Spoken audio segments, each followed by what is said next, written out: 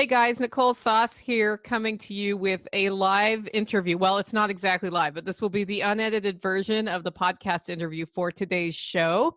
And that's because it's his fault. It's Tactical's fault because he's like, hey, people don't know what it looks like to record a podcast. And this one you could do that with, right, Tactical? Oh, absolutely. Yeah, so this is I turned video on for the recording software, and I thought I'd just toss it up here on YouTube for those of you who are curious.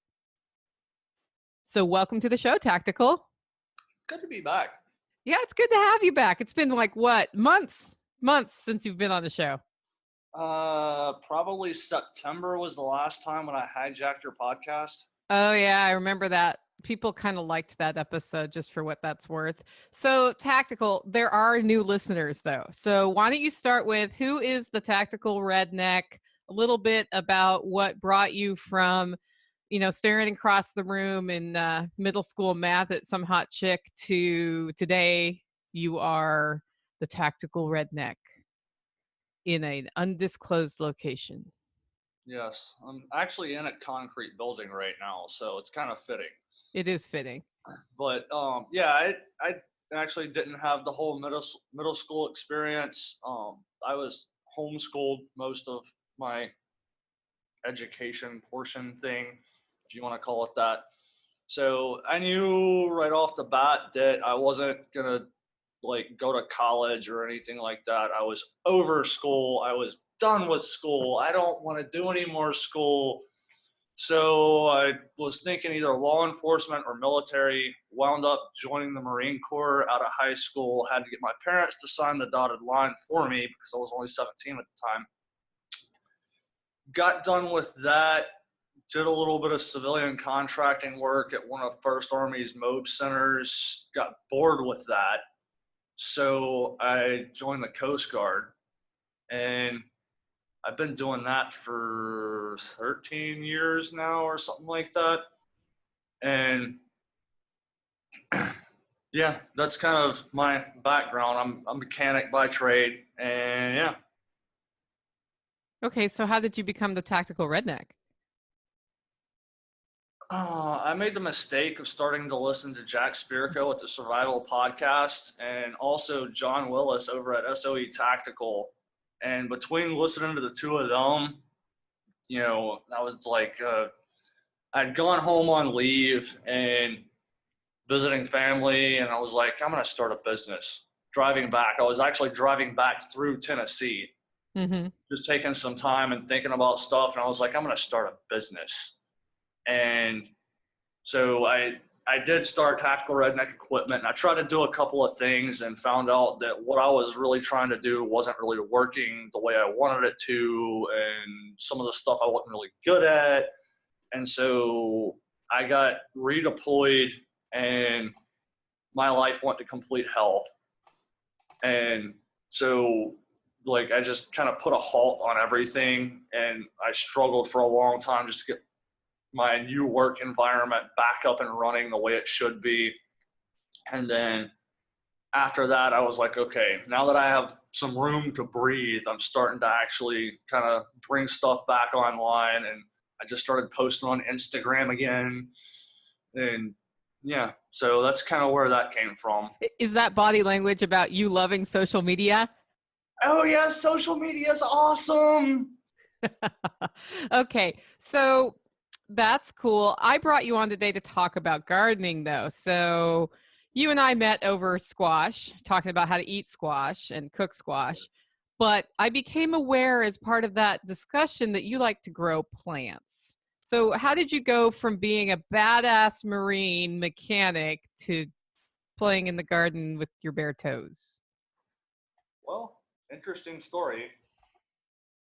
So I grew up in Mississippi, and I used to garden as a kid. And when I say I used to garden as a kid, I would go over to my grandmother's house, and she would be like, here, take this compost bucket out to the garden and dump it everywhere. I'd be like, okay. And then she'd be like, here, take this hoe and go get rid of all them weeds. Okay. So that was my experience growing up gardening. And then when I was in North Carolina, I got the lame brain idea that I was going to start gardening again. The problem was it was like November. So I was like, it's not a problem. I've got a nice east-facing window. I'm going to go down. I want to buy some pots and some potting soil, some corn and tomato seed, and I'm going to put it in there, and I'm going to water it, and it's going to grow. How'd that go for you? It went awesome for like a week. And then it all died.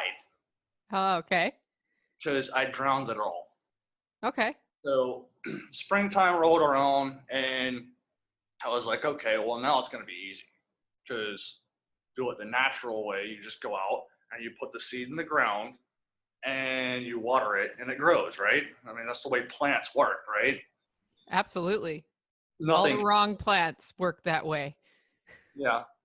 Nothing came up at all. Oh, Nothing no. that came up.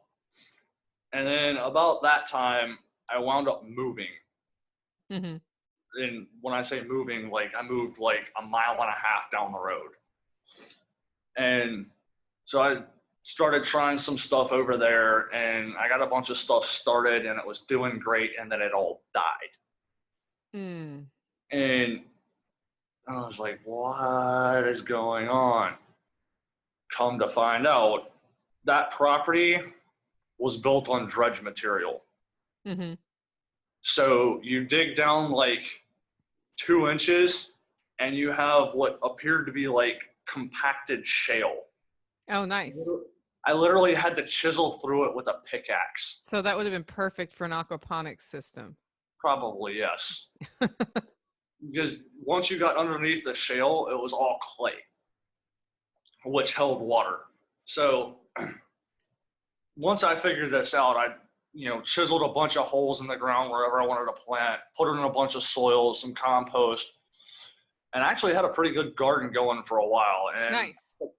I had various different problems, like it would flood, and we were sitting on brackish water, so you'd get salt up in there, and it would kill a bunch of stuff, and then I'd replant and so forth and so on. And then I started running into problems with like, okay, my tomato plants are turning yellow. Yeah. I don't know why. So, you talk to people on Zello, you Google a bunch of stuff, watch some YouTube videos, and figure out, add Epsom salt because they need magnesium. So, I did that for a little while, and then I moved here. And when I moved here, it was a completely different world. I mean, climate is completely different. Pests are different. The soil is different. Everything about the environment here is different than where I was there. Okay, so you finally got your feet under you in growing plants, and you moved, and then you planted a bunch of stuff, and it died? No, actually. Oh, good. I planted a bunch of stuff, and it was doing awesome. And then I discovered the devil rats. Oh, devil rats. Are you willing to say where you are, or are we not talking about where you are? Yeah, I'm in the tropics. In the tropics. So you moved to a tropical location, and we have it's hotter there. Yes. And the pests are different. I was happy last night. It dipped down to like 68. Yeah. So I was like thrilled. But I also discovered that we have a lovely little animal here called a hutia. Hupia. Otherwise known as a banana rat. Okay. Imagine a rat the size of a really, really fat chihuahua. Okay. And these things are evil. I planted a tree. Okay. Mm-hmm. Plant a tree about that big around. Yeah. And it ate the entire thing. It ate the bark. It ate the trunk. It ate the leaves. It ate the entire thing down to the ground. What kind of tree was it? It was a Royal Ponciana. Okay. I don't know if those are local here or whether they were imported, but I mean, beautiful trees. It's kind of like a mimosa, I think. Okay. American version or like a American variety of the species. Mm-hmm. Those are all over my property. Yes. Mm-hmm. So, but the biggest thing here has been water and pest. And once you get around the pest issue, like the biggest thing is just water. Mm-hmm. Because we're kind of on the desert side of an island, so we don't get a lot of rain. Mm-hmm. So your irrigation is kind of big, or some form of being able to water.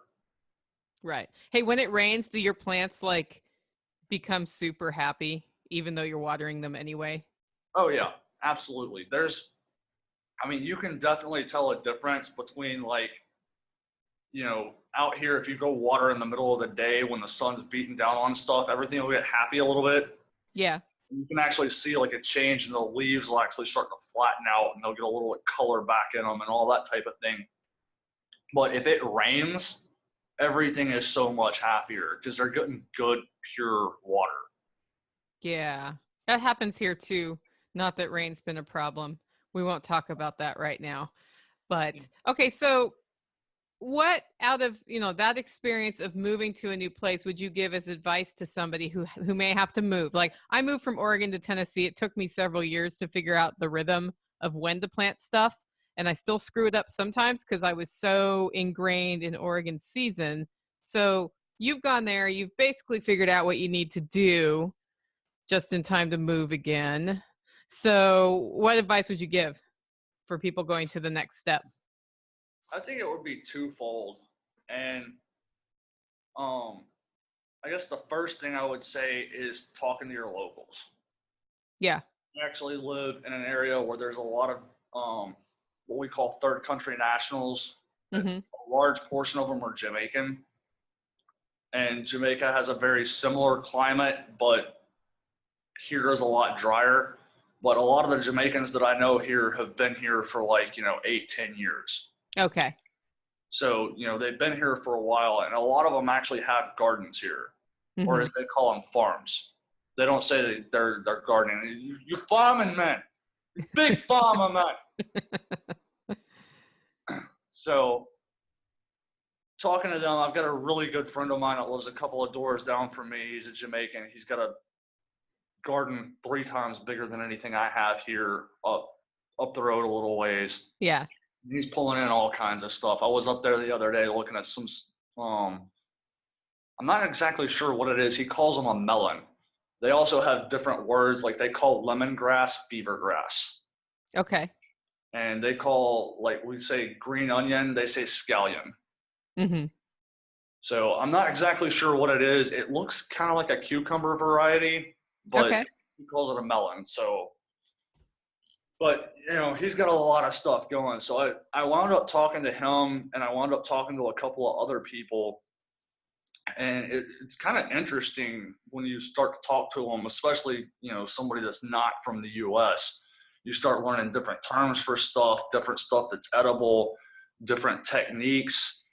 I was talking to one of the girls that lives downstairs, and we got in a long conversation about comfrey, because I Yeah.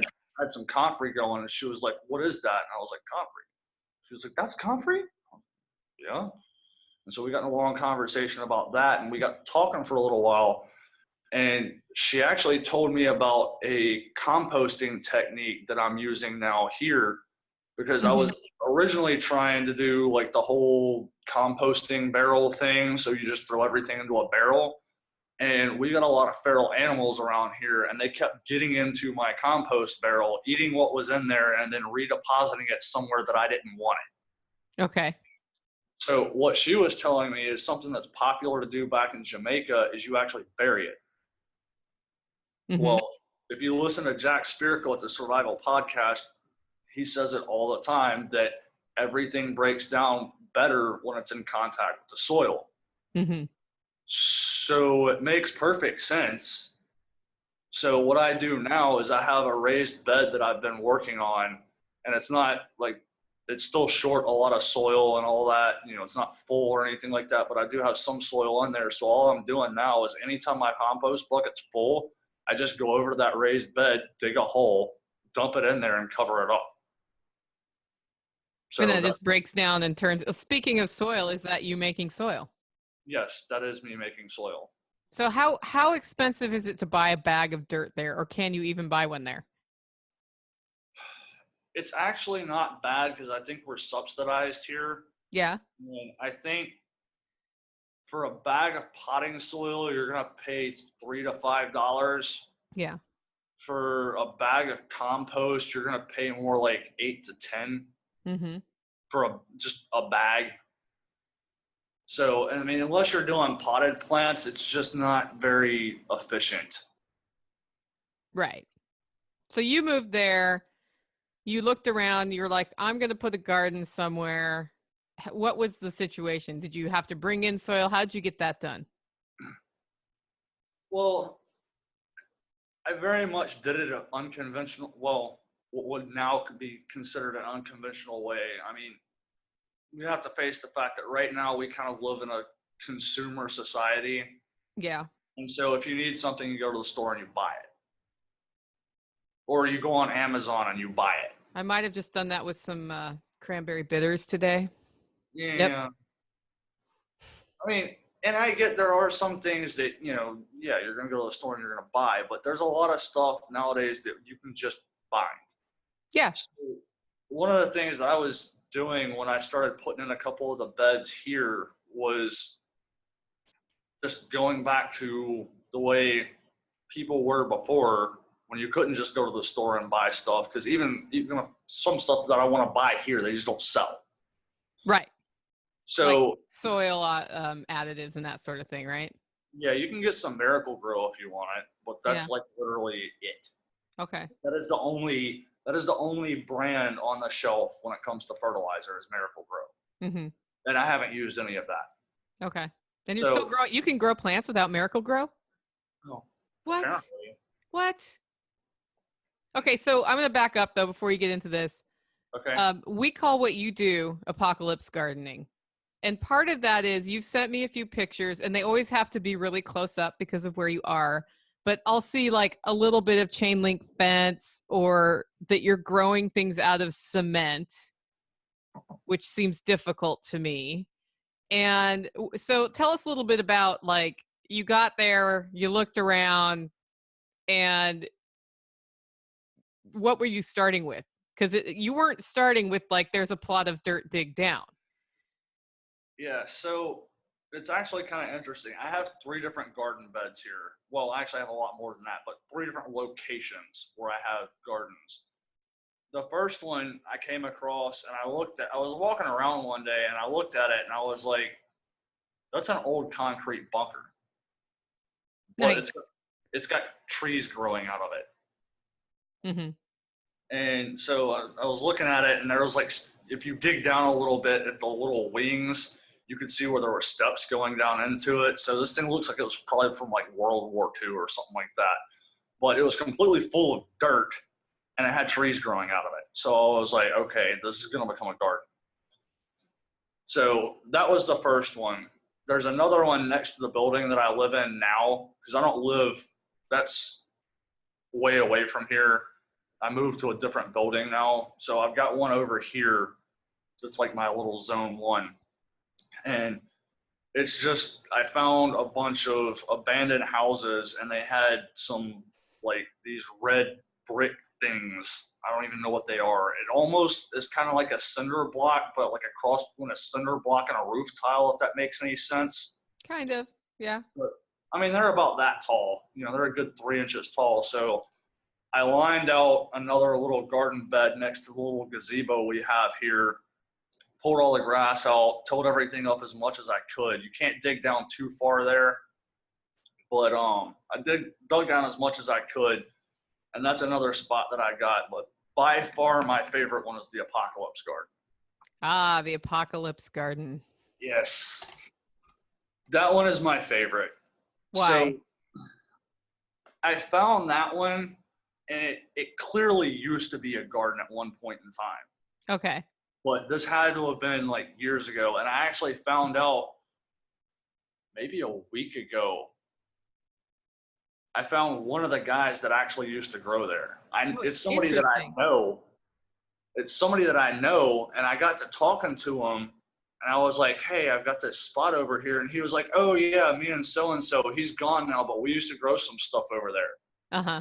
So this has been years since they've done anything over there. But I found it, and I asked the guys that worked over there, I was like, is anybody doing anything with this? And they were like, we're not going to do anything with it. So I was like, okay, I'm going to patch it back together again. Mm-hmm. So it took a good bit of repair work to, flip some boards back up, and, a lot of shoveling and scraping from all the dirt that had washed out. But it's actually an asphalt area, like almost kind of like a parking lot, but not a parking lot. It's Yeah. just an asphalt slab. There's actually a full-size tree that's actually growing out of the asphalt. Nice. Like the tree is growing up through the asphalt, and the thing's probably 15 feet tall. I had to cut it back. Trees are funny that way. Yeah. I will grow. Screw you. Yeah. It's always the one you don't want growing, though. Yeah. But the areas where the little raised beds were, there's actually, chunks of asphalt that were missing. So I kind of patched it all back together again. And then I had like half of a roll of chicken wire from another project that I was doing. That's the only money that I actually spent on that garden bed. So I wound up just walking down the beach and picking up a bunch of driftwood, and I actually made some like trellis frames, I guess. Yeah. And then I had found some type of like this netting material. I don't even know what it was. It wasn't like a fish net because it's too thick, but it looks kind of like a fish net, like the shape of it. Yeah.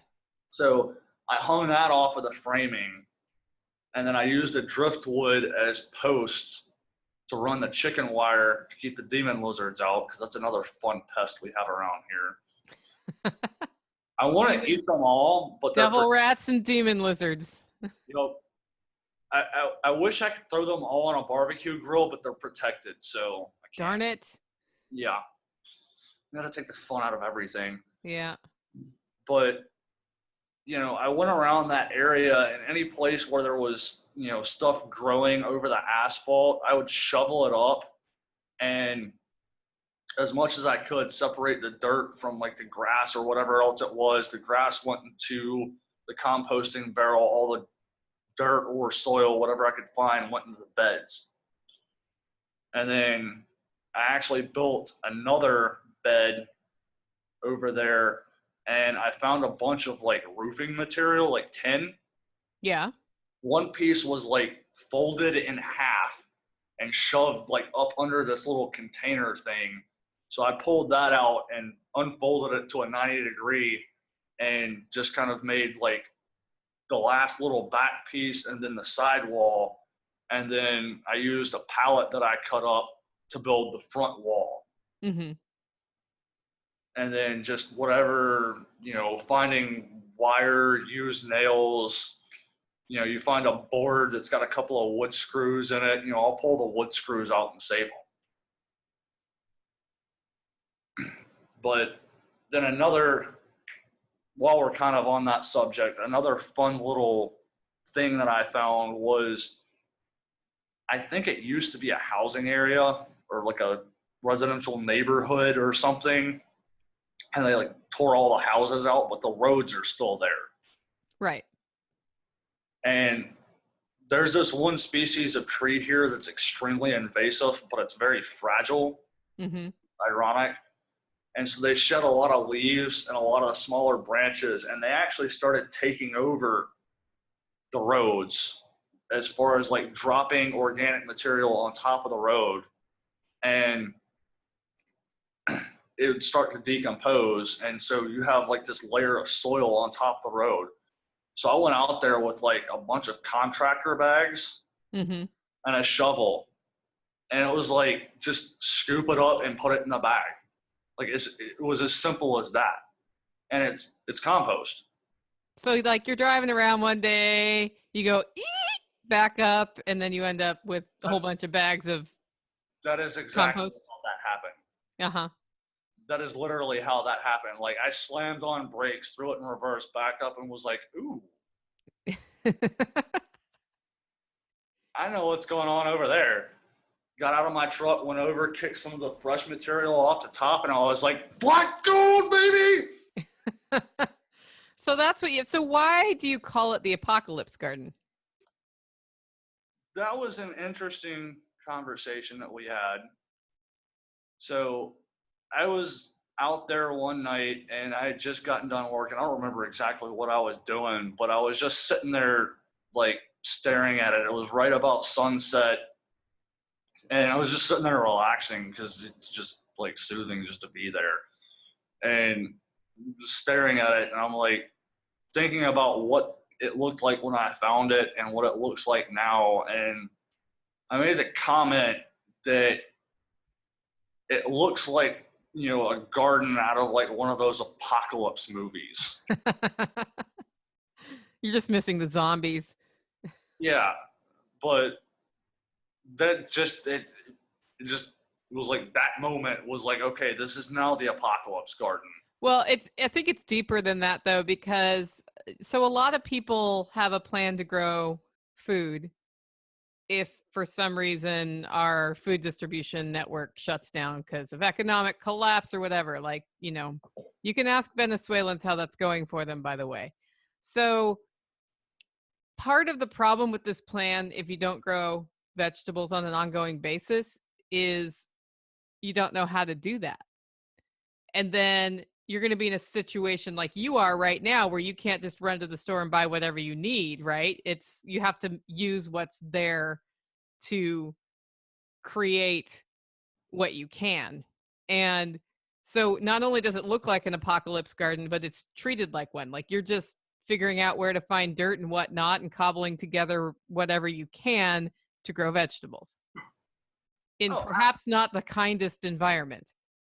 Absolutely. And I mean, one thing you mentioned just a second ago was these people that are like, if everything falls apart, then I'm going to start a garden. Right. I see those stupid, what do they call them? Like the seed bank things that come in the little canister. Yeah. It's like, no. Did you miss the part about when I tried to start just growing stuff and how that didn't work? Like, you're not just going to do that. Right. You have no idea what your soil is. You have no idea what kind of pest pressure you have. You have no idea how much water you're going to need or how you're going to get it. So, and it kind of ties into like, I hear all kinds of excuses from people about like, well, I'm not going to grow a garden because of like, if I grow food, people are just going to come steal it, or I might kill it. Or that's one of my favorite ones, by the way. Do you know how many people sneak onto the Holler homestead and steal food? I know. Let's see, it's like you and Nighthawk do that. That's it. And you're not really stealing, you're just snacking. Most of the food that I picked made it to the kitchen, okay? Not all of it. Not all of it, but most of it. I had to cut the calories to get back into the kitchen. People are not sitting on the street figuring out how to grab your tomatoes. Yeah, exactly. But, I mean, I hear all kinds of different excuses from people. And, I mean, honestly, most of it is people are afraid that they're going to kill something or they don't know how or they don't have the time. I mean, do you know how much time I spend with the garden I've got over here? Like, hardly any at all. I mean, it just needs water. Like, all the work is done. And it took me probably 3 or 4 days. I don't remember exactly. Probably 3 or 4 days to put that whole thing together. Yeah. So I'm jealously nodding at you because that does not happen to me here. I know. But it's like, get out and do it. Like, that's how you're going to learn. Like, you can watch all the YouTube videos you want. You can read all the blogs and the forums and listen to the podcast and whatever else. But, you might be watching a YouTube video from some dude in Washington State and you're in, like, Florida. Like, you can't grow the same way that they do. No. So, no, you can't. I know this. I mean, about the only way that you can really just try to educate yourself without doing it is to go talk to the local people. So just get something and plant it. I mean, get some tomato seed and put it in the ground and see what happens. And you'll start learning from there. So if somebody was going to start a garden for the first time, would you say tomato seed or tomato plant? If you have the option to go from plants, always go with plants. Yeah. I mean, for more reasons than just avoiding the seed starting process. Mm-hmm. Because another thing with an actual plant is you can't just like poke your finger into the ground a little bit and drop the seed in there. You actually have to dig a hole to put the plant in. Right. So you're going to start seeing what kind of soil you have. So like when I was in North Carolina, if I had bought plants instead of trying to go from seed, well, before I ever got the plant into the ground, I would have discovered that I needed to get a pickaxe and chisel through all that dredge material. Yes. So it's kind of one of the points. And I mean, seed starting is a whole nother thing altogether. And I've actually gotten pretty good at it, but that's, it is a separate skill set. It's a totally different skill set. In fact, I am doing a replay episode that I was supposed to do Wednesday, except for travel turned into the vortex of hell for me on Wednesday, and I didn't have adequate internet access. So I'll be doing that replay over the weekend on just how to start seeds for people interested. But if it's your first year gardening, screw the seeds. Yeah. Get the plants. I mean, if you have to go from seed, fine, but putting a tomato seed in the ground, I usually start my tomatoes February 14 for Tennessee. In fact, I probably could have started them sooner because I now have the aquaponics system, but that's well before it'll even germinate outside. So it needs to be warmer to germinate. Yeah. And I would say if you are going to try, if you have to go the seed route, like I do, because they don't sell any plants around here. Like, if you're planning on putting stuff in the ground in March, like October, November-ish, start playing around with it and just realize that the seeds that you're planting in October or November, they're expendable. They're going to die. They're not going to make it long enough for you to put them in the ground in March. This is your time to learn how to start seeds and develop that skill set.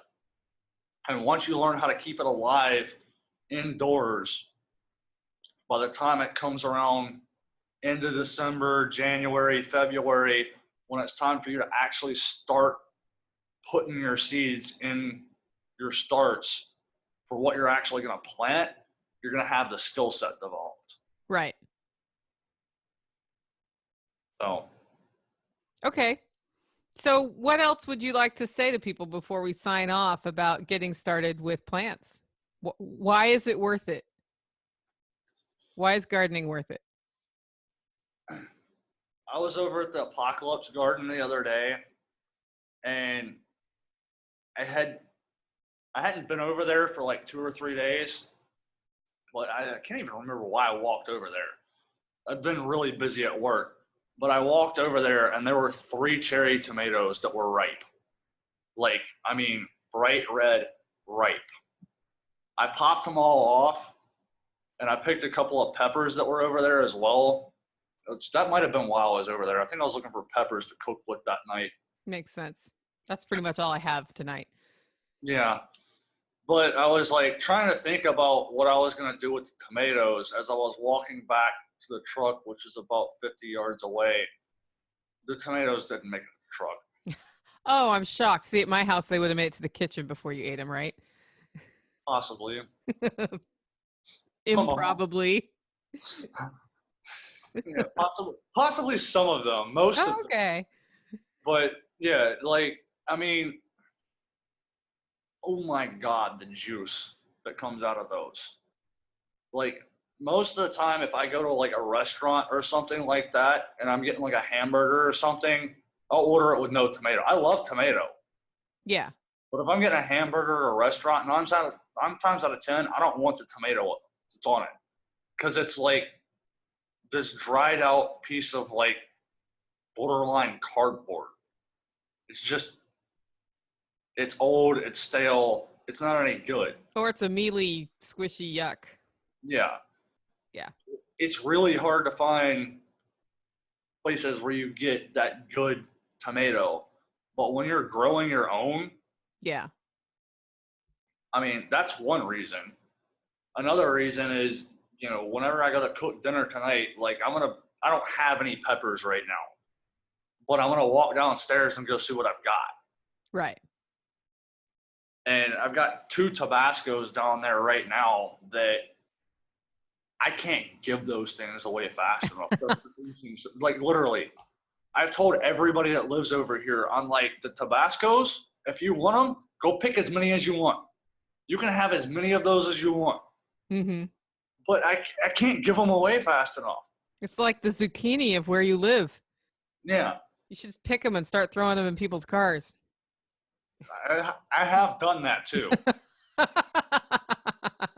Now I know how you really are. Okay, so what I'm hearing is it's because stuff tastes better and it's helpful to your budget because you don't have to go buy peppers. I have a third reason why I recommend gardening. Do you? Oh, I could go on for hours. For me, when I was really into gardening, and I haven't put as much time in there since the podcast started because I've been doing more time in the podcast, it was the only way I could reset. I would get back from crazy business trip and I would like wake up the next day and go sit in the garden for hours just pulling weeds. Usually barefoot. But yeah, it was like, finally I'm at peace. It's a way to connect, I think, to ground yourself. So I think it can also be really good for stress relief. Absolutely. And I've definitely used it for that a lot. I mean, you've talked to me like before I've gone over to the Apocalypse Garden. Yep. You've talked to me while I was there and after I left, and you can tell a difference. I know you can. Yeah, I can. So, I mean, we could talk for hours just on the reasons to have a garden, but I mean, those are some of the key points, I think. Yeah. Okay, so if people want to find Tactical Redneck, how do they find you? Follow what you're doing? Because I understand you've been putting out a bunch of videos lately. Yes, so I am firing everything back up. My primary platform right now is Tactical Redneck Equipment on YouTube. I also do have Tactical Redneck Equipment on Facebook. That's my page there. I think it's The Tactical Redneck, all one word, on Instagram. And then I also have something I just started up and I'm still playing around with is Tacticals Group, which is a closed group on Facebook. And between the closed group and Instagram, that's really where I'm posting a lot more of the kind of behind the scenes, more exclusive stuff. Mm-hmm. Makes sense. What about your website? The website is tacticalredneckequipment.com. There's some blog post up there, but I'm a horrible blog poster. I have a feeling you'll be better at it when your internet works consistently.